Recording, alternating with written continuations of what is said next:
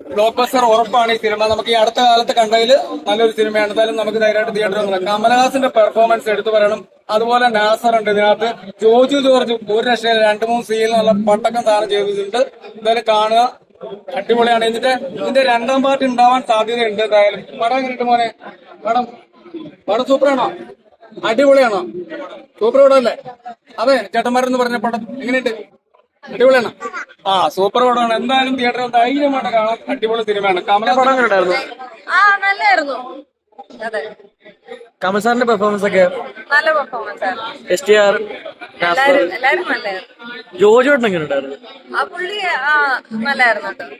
മലയാളത്തിൽ നിന്നൊക്കെ അത്ര നല്ലൊരു ക്യാരക്ടർ കൊടുത്തു അദ്ദേഹത്തിന് ഇടയ്ക്ക് 2-3 മലയാളം ഡയലോഗ് ഉണ്ട്. നല്ല പവറിലൊക്കെ കൊടുത്തു. പണിസാറിന്റെ ഡയറക്ഷനൊക്കെ നല്ല ഏറ്റവും ഇഷ്ടപ്പെടുന്നുണ്ടോ?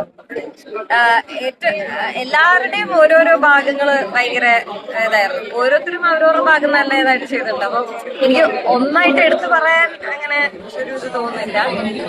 ഇതും കൂടെ കുറച്ച് സംഭവങ്ങളൊക്കെ ഇൻട്രൊഡക്ഷനൊക്കെ എനിക്ക് ഭയങ്കര ഇഷ്ടമായിരുന്നു. ഫസ്റ്റ് കാണിച്ച സംഭവം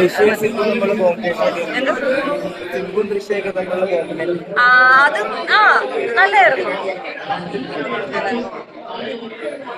പിന്നെ ആക്ടിങ് പെർഫോമൻസ് ഫസ്റ്റ് ഹാഫ് ചെറിയ രീതിയിൽ ലാഗുണ്ട്. എന്നാലും അത് ആസ്വാദനത്തിനെ ബാധിക്കൊന്നുമില്ല. ഓവറോൾ ഒരു ഡീസന്റ് വാച്ചാണ്.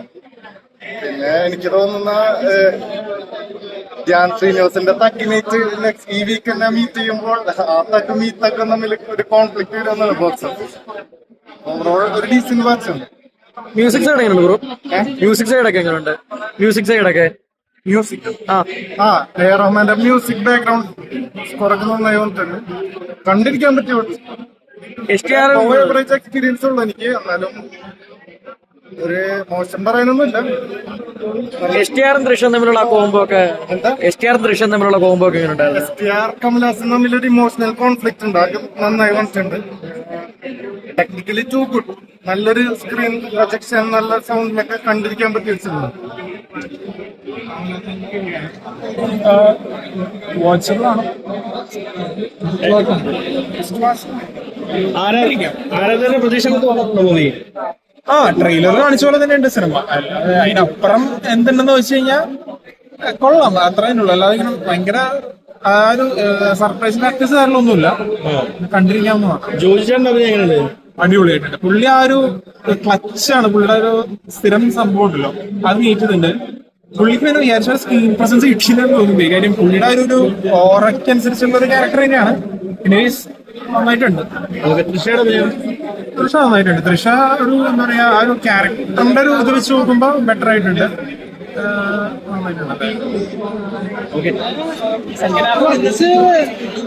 അടിപൊളിയാണ്. ഇഷ്ടപ്പെടുകയായിരിക്കും.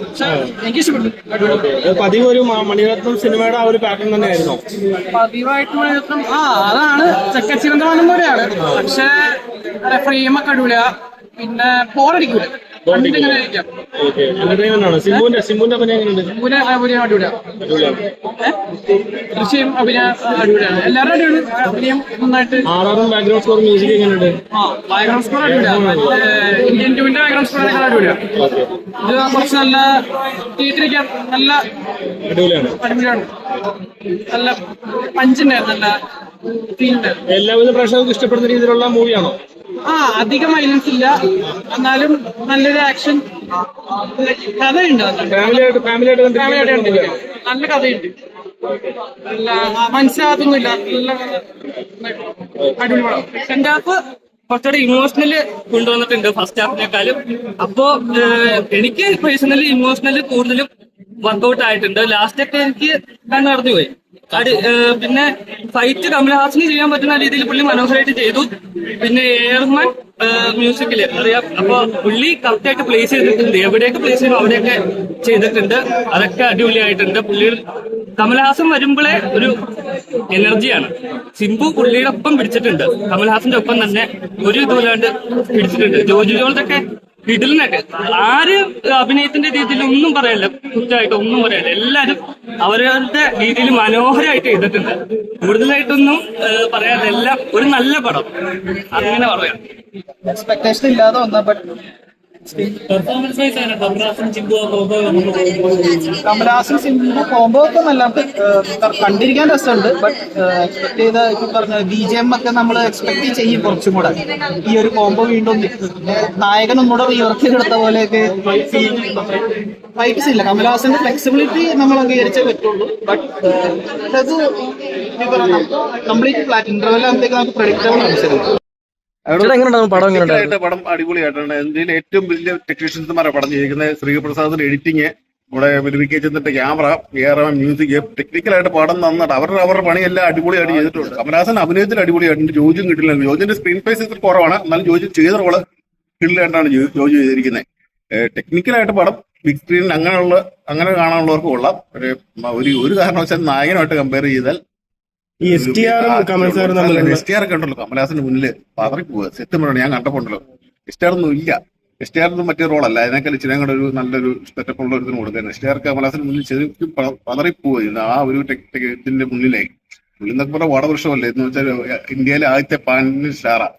അവരുടെ മുന്നിൽ STR ഒന്നും ഇല്ല. ജോജു ഉള്ള റോള് ജോജു നല്ല വെടുപ്പിനായിട്ട് ജോജു ചെയ്തിട്ടുണ്ട് കേട്ടോ, കുഴപ്പമില്ല.